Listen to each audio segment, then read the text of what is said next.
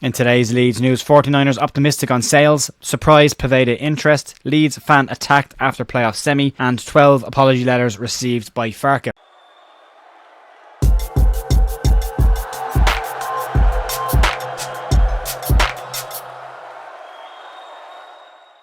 Hi folks, Jer here on the 13th of May, Monday, with your Leeds United news. Hope you had a lovely weekend. Everything's gone well for everyone.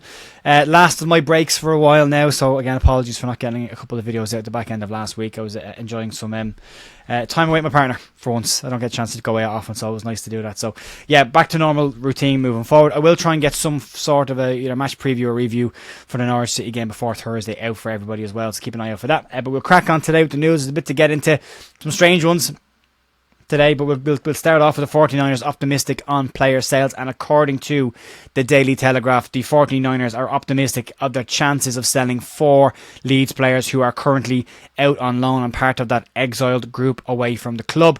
The report states that Jack Harrison, Mark Roca, Diego Llorente and Max Vober have all done enough in the eyes of the 49ers to justify permanent moves away from the club this summer and avoid the possibility of loaning these players out again by Leeds.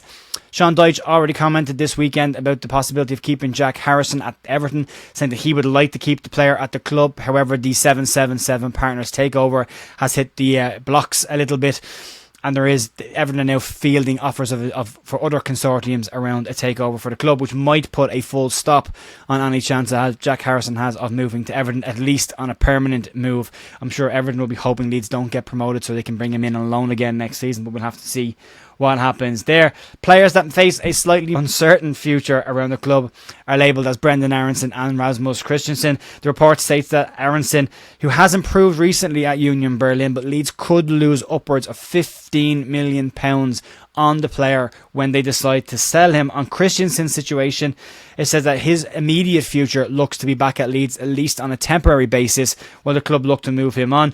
He has been described by reporters in Rome as simply not good enough for the Roma team. He's been back in the side. He has struggled for form with them this season, and the media have been pretty hard on him as well. So Aronson and Christensen, 2 players that could see themselves back at least on a temporary basis while Leeds look to move them on. But good news around the possibility of offloading Vober, Llorente, Roca and Harrison as well. That will bring in plenty of money, and especially Harrison from an FFP perspective, that will be a nice one for Leeds to get, in terms of how little Leeds spent for him in the first place versus what they'll likely get for him should they sell him to a Premier League club next season. Moving on and talking about some surprise interest in a Leeds United player, and Sheffield Wednesday are said to be very keen in keeping Ian Poveda at the club beyond his loan, which finishes shortly. But in a surprise report coming from Colombian outlet AS, they state that 2 current Premier League clubs are very interested in bringing in Poveda. Both those sides will be playing in the Championship next season, and that both sides have been named as Burnley and Luton, who are both named and checked as saying they have a very keen interest in bringing the Colombian international into the club. Sunderland have also been mentioned as a club that have some interest in bringing in Poveda as well, although it's not as concrete as the other two. The player who's done very, very well during his loan spell at Sheffield Wednesday, despite a couple of injury spells. He's been talked up an awful lot by their manager, Danny Roll.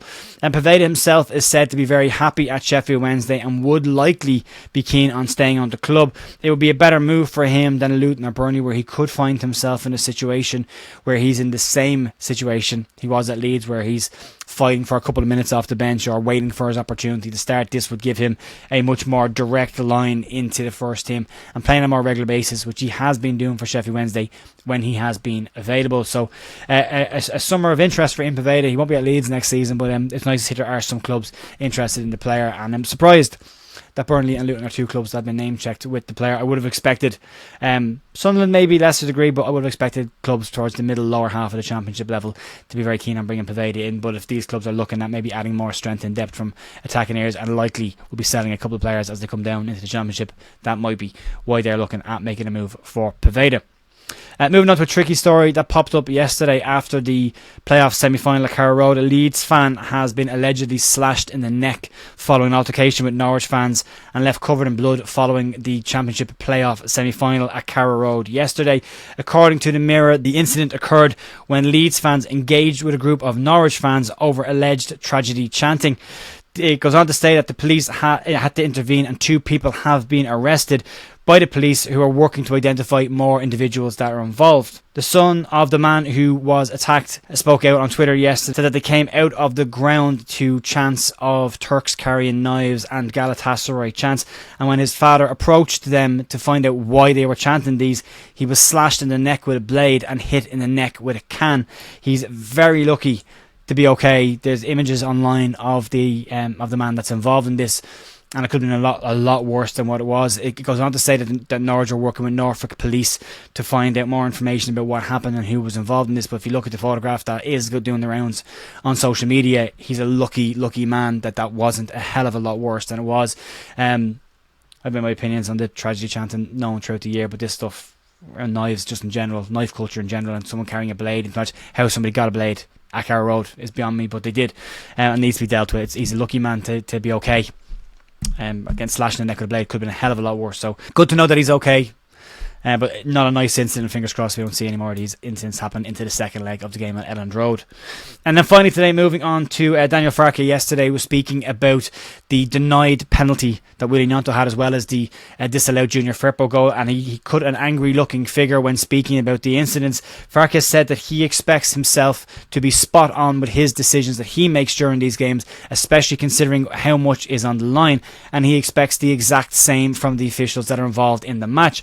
Farke said that he has now received 12 apology letters from the EFL and PGMOL for offside goals not given and for penalties that weren't given to Leeds. He said that if VAR had been used this season in the Championship, Leeds would not be fighting it out in the playoffs. They would have been promoted automatically, which is easy to say, but there have been other clubs as well who have been on the wrong end of, decisions that have cost them points. But from a Leeds perspective, if you take it as maybe they would have been draws, that's 12 points, would have had us up automatically. If they were wins, it's even more. Again, we would have comfortably got promoted on an automatic basis. So, as he said himself, the letters don't do anything for the league table, and they don't help the club to progress forward.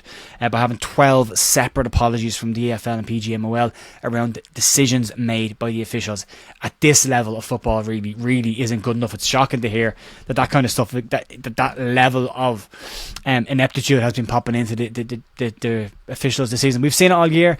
We've watched it. We've seen Leeds get penalty shout after penalty shout after penalty shout be denied. We're not great at penalties, fair enough, but having them denied as regularly as they have, and the offside goals, it's a huge part of it. They have to be better at what they do, the officials, especially coming into the second leg of the playoff. It's going to be fine margins at Elland Road as well. Willie Gnonto, the more we look at it, there's two possible shouts, one a free kick on the edge of the box and one penalty just inside the box for two separate tackles in the same incident. But for I think the Sky Sports commentator said they felt that it was too early in the game, and that's why the referee didn't give it, which just can't happen. The game is 90 minutes long. Wherever if an incident happens in the first minute or 90 minute, it's happened. It's part of the rules. If it's brought down, you don't get a bye from a penalty because it was too early in the game to give one, which is a crazy thing to say out loud. But that's been it. But fingers crossed we'll see a better standard officiating going into the semi-final, and hopefully then if we do make it into the final playoffs, we'll see it there as well at Wembley. So we'll try and get something out before Thursday around the review from the game at the weekend, and obviously the preview for the second leg against Norwich. But I'm not overly bothered with a 0-0. I think it was nice to get back to a clean sheet for Leeds. It was badly needed, but we'll talk about that more towards the back end of the week. Have a great rest of your day. Thanks for supporting the channel, and I will see you tomorrow for more Leeds news. Have a great day. Bye.